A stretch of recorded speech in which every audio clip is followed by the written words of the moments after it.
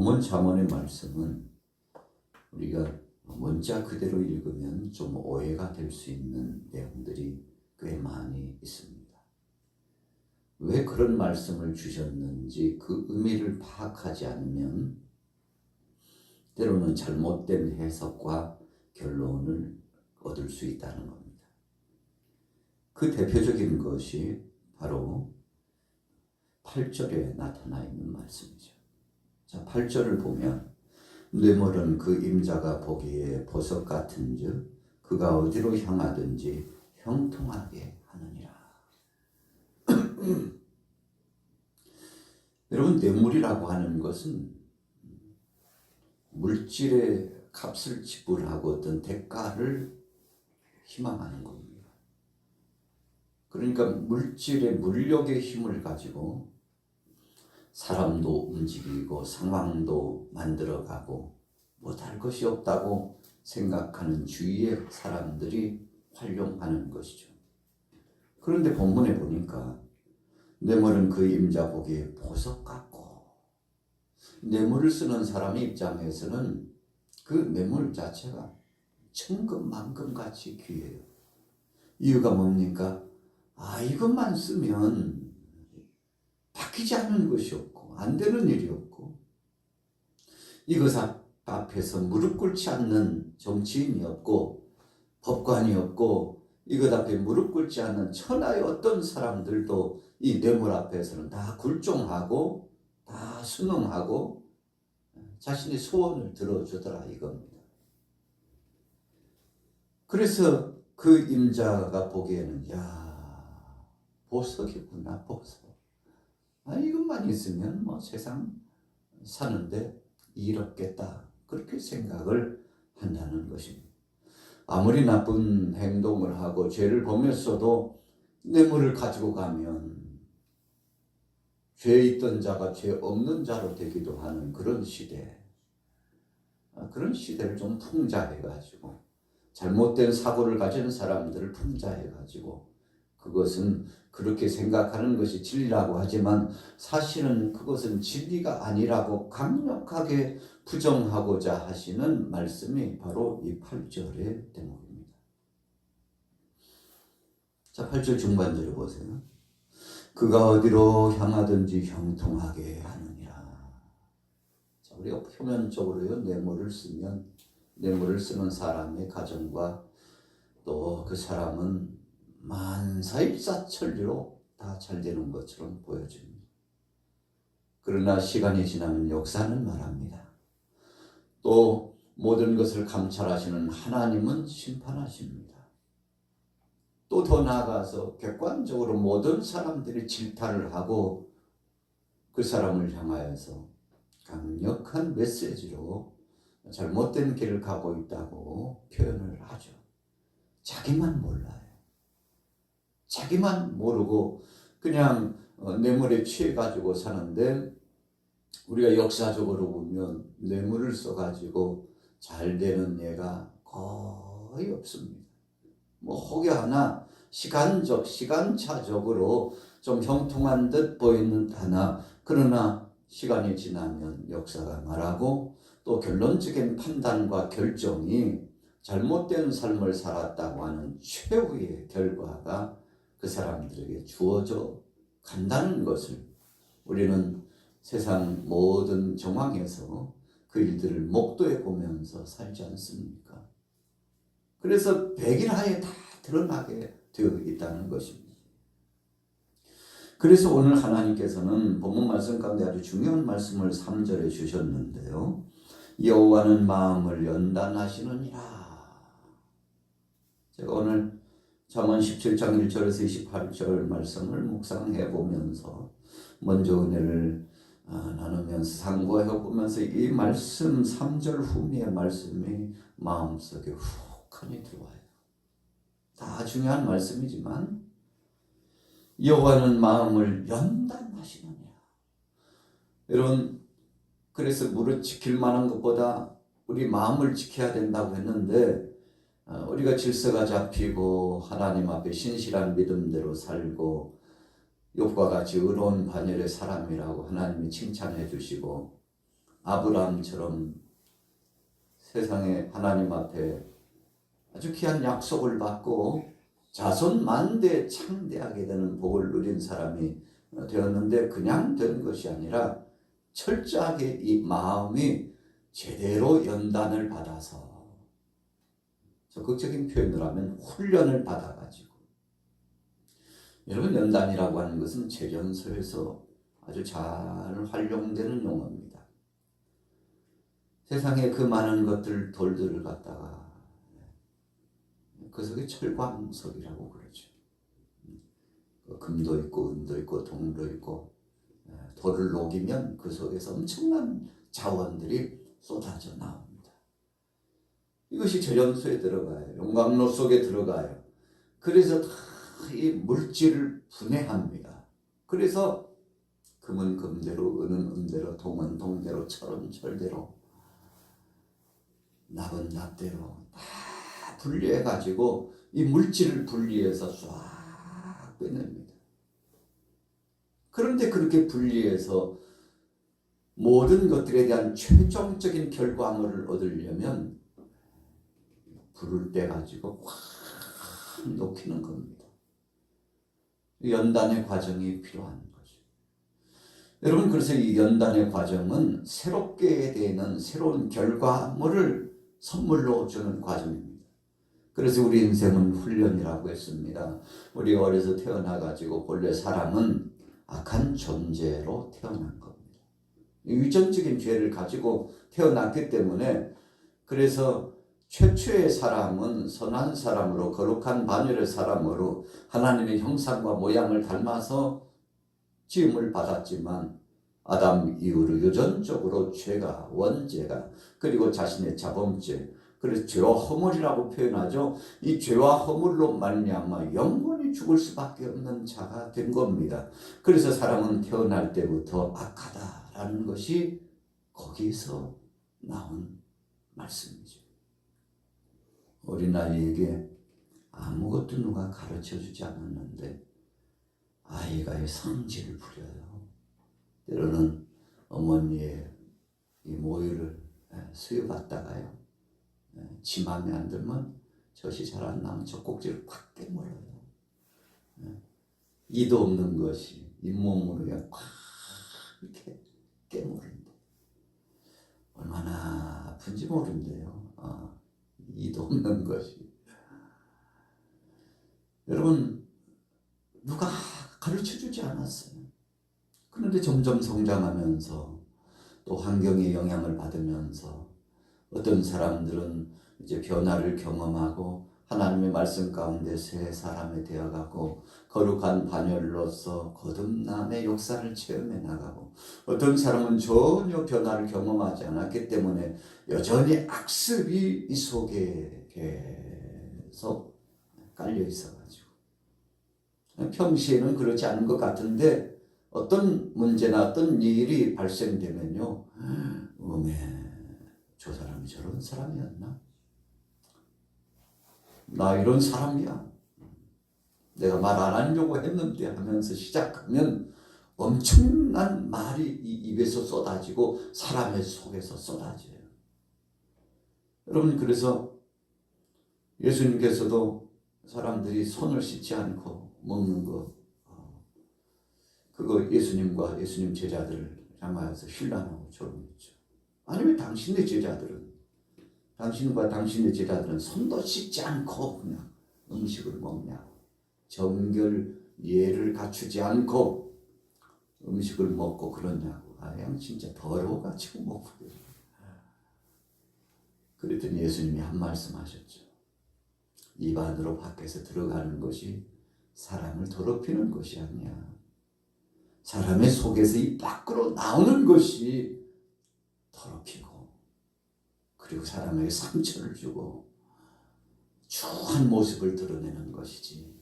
여러분, 그래서 우리 속에 있는 것이요, 사실은 본질상 진노의 자식이라고 그랬잖아요. 사람이 얼마나 악한 존재면 그랬을까요? 여러분, 육정으로 살아가고 육신의 것으로 살아가고 정욕으로 살아가면 그것이 이 속에서 나면 엄청난 것들이 쏟아져 나오는데, 그래서 성경의 9가지 열매 가운데 하나의 말씀, 2개의 말씀을 추스려 보면 절제, 온유, 아주 귀한 말씀입니다. 여러분, 절제하면서 온유함을 유지한다는 것은 마치요 호수가 바람에 불지 않을 때에는 풍랑이지 않든 잔잔합니다. 음의 평화로운 것, 거기다가 비까지 쫙 내리치면, 이야, 이렇게 아름다운 이 역사가, 이 세계가 어디 또 있을까? 그런데요, 어디서부터 언제부터 시작됐는지 요동치는 물결과 바람이 불어가지고요, 파도가 쳐서, 그러고 나면 어떻습니까? 아이고, 이건 뭐 아름다운 호수가 아니에요. 아름다운 바다가 아니에요. 그 속에서 엄청난 것들이, 찌꺼기들이 막 올라와가지고 호숫가로, 바닷가로, 때로는 길 가는 사람이 바람에 영향해서 확확 들이치는데 엄청나고 더러운 찌꺼기와 쓰레기들이 막 날립니다. 여러분, 속에 있는 거 절제하고 가만히 누르고 참고 인내하고, 내가 이 속에서 있는 거 다 드러내면 추한 모습이 드러나고 악습이 드러나고 사람에게 상처를 주고 마음 아프게 하고, 여러분, 그래서 우리는 절제하면서 온유한 심정을 유지하면서 살아가는 겁니다. 이것을 누르는 거예요. 절제하는 겁니다. 무엇으로? 영역으로 하는 겁니다. 하나님의 말씀으로 되는 것입니다. 여러분, 아무리 수양을 많이 해도 안 됩니다. 하나님의 생명의 능력의 말씀과 성령님이 오셔서 이것을 잔잔케 해주시고 눌러줘야 가라앉히고요, 이것이 올라오지 않습니다. 그러나 나도 모르는 사이에 혈기가 나고, 나도 모르는 사이에 욕심과 충동이 나고, 그래가지고 평시에는 천사 같은 사람들인데 혈기가 나고 욕심이 생기고 그러기 시작하면 막 있는 말 없는 말 막 그 속에서 나와가지고 얼마나 아픈 상처가, 피가 흘러 나는지. 우리가 산을 이렇게 등산하다 보면 그냥 안정감 있게 길로 다니면 괜찮아요. 근데 길을 잃었어요. 어둠이 짙어옵니다. 멀리서요, 맹수의 소리들이 들려와요. 그러면 어떨까요? 불안해지잖아요. 초조해지잖아요. 야, 빨리 여기를 벗어나야 되는데 하고 길도 없는 곳을 막 헤치면서 지나와 보세요. 몸이 어떻게 되나요? 나뭇가지, 예리한 풀에, 가시는 불에 막 찢겨가지고 옷이 찢어지고 얼굴이 막 피가 나고 손이 막 터지고, 나중에는요, 이건 몰골이 막이 아니에요. 여러분, 그런 것입니다. 그래서 오늘 3절 말씀, 도가니는 은을, 풀무는 금을 연단하거니와 여호와는 마음을 연단하시느니라. 여러분, 우리가 이 마음이 연단이 돼요. 그래서 철저하게 성령의 역사하심 가운데 주님의 말씀으로 훈련을 받아야 합니다. 그래서 깨끗하고 순전하게. 그래서 우리가 기도할 때 그러잖아요. 하나님, 우리 속에 있는 쓴뿌리를 빼주시고 악습을 빼주시고, 하나님, 더러운 것들은 물 같은 것으로 씻어주시고 불 같은 것으로 태워주셔서 하나님 새롭게 하여 주옵소서. 그래서 인간적인 자아로 살지 말고 성령에 이끌려서 주님이 주신 거룩한 신의 성품, 은혜의 마음을 가지고 주님의 십자가의 은혜에 나아가서 감사 감격하면서 살아가게 하시고, 온유한 말이 이 속에서 나오게 하시고, 주님의 그 마음이 내 속에서 발산되게 하시고, 그래서 빛의 사람이 되게 하시며 선한 영향력을 끼치는 자 되게 하여 주옵소서. 자, 오늘 본문 말씀 다 한 절 한 절 강론하다 보면 시간이 부족합니다. 한 절만 더 본다면 22절과 27절이에요. 같이 읽습니다. 22절 시작. 마음의 즐거움은 양약이라도 심령의 근심은 뼈를 마르게 하느니라. 마음이 어떻게 해야 즐겁습니까? 안정감이 와야 돼요. 평화가 와야 돼요. 은혜가 들어와야 됩니다. 감사가 이 속에서 생겨나는 거죠. 여러분, 그래서 이 평정심 회복된다는 것은 다른 것이 아닙니다. 하나님이 내게 주신 은혜를 체험하고 모든 것이 은혜 그러잖아요. 우리가 찬양 속에 모든 것이 은혜래요. 안 됐는데 그것도 은혜래요. 잘 됐으면 더 감사해서 은혜고요. 뭔가 문제가 있는데 그러나 그 문제도 감수하고 막 품고서요. 우리 사람이 참 독합니다. 참 독해요. 진짜 엄청난 것들을요 다 품고 이겨낼 수 있는 사람들 보면요 진짜 독하게 보이죠. 그런데 여러분, 우리 힘으로 하는 거 아니죠. 주님의 십자가의 사랑과 그 은혜로. 고통스러우면 예수님이 십자가상에서 내 대신 죽으신 것만큼 고통스러울까? 힘이 들면 예수님께서 공생의 기간 동안에 머리 들 곳이 없다고 그렇게 분주하게 바쁘게 아버지께서 일하시니 나도 일하신다고 말씀하시면서, 그래서 일을 즐거워하신 분, 최초의 일을 즐거워하신 분이 예수님이라고 할 수 있습니다.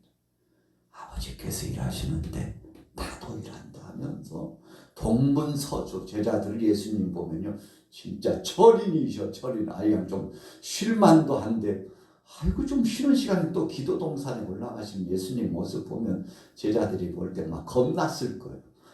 저 양반 따라다니다가 우리 죽겠다 이러다가 죽겠다.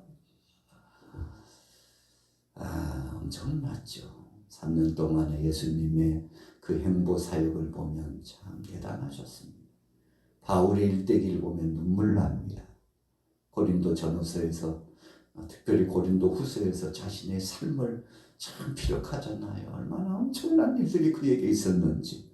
그럼에도 불구하고 그가 최후의 마지막에 고백하는 것은 그러나 모든 것이 은혜라고, 모든 것이 감사라고. 여러분들도 정말 그렇습니까? 저와 여러분들이 한번 우리 자신들을 생각해 보면 그러지 못한 것이 하나님 앞에 송구스러울 때가 많죠. 그러나 자 27절 보세요. 읽습니다. 시작. 말을 아끼는 자는 지식이 있고 성품이 냉철한 자는 명철하느니라. 미련한 자라도 잠잠하면 지혜로운 자로 여겨지고 그 입술을 닫으면 슬기로운 자로 여겨지느니라. 자, 이 결론의 말씀입니다만 저는 이렇게 들려져요. 말 안 하고 가만히 있으면 중간이나 가지. 여러분, 어떤 때는 참 있는 말 없는 말 다 하고 싶을 때 있는데요. 그렇게 말을 하고 나면 시원한 것도 있지만요. 뒤가 얼마나 구린지 몰라요. 아이고, 내가 이 말은 좀 참을 것을. 내가 이 말을 해가지고. 내가 왜 그 말을 했는지 지금 생각해보면 막 후회가 돼가지고. 그냥 속에다가 둘 걸. 여러분, 말하고 나서 후회하는 것이 굉장히 많습니다.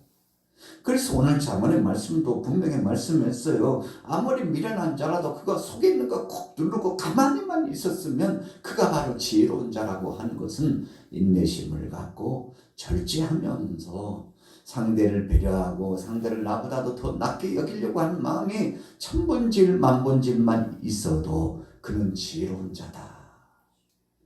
여러분, 그래서 세상 사람들이 그러잖아요. 가만히 있으면 나를 가만히로 보나 그런다는 말이 나옵니다. 그래가지고 그냥 속에 있는 거 한번 확 도출해내면요, 이전까지 쌓아놨던 거 하루아침에 다 무너지죠. 사람들이 나를 가만히로 봐도 그냥 그거 다 안에서 절제하면서 참고 나가는 것이 복되다고 말씀하고 있습니다.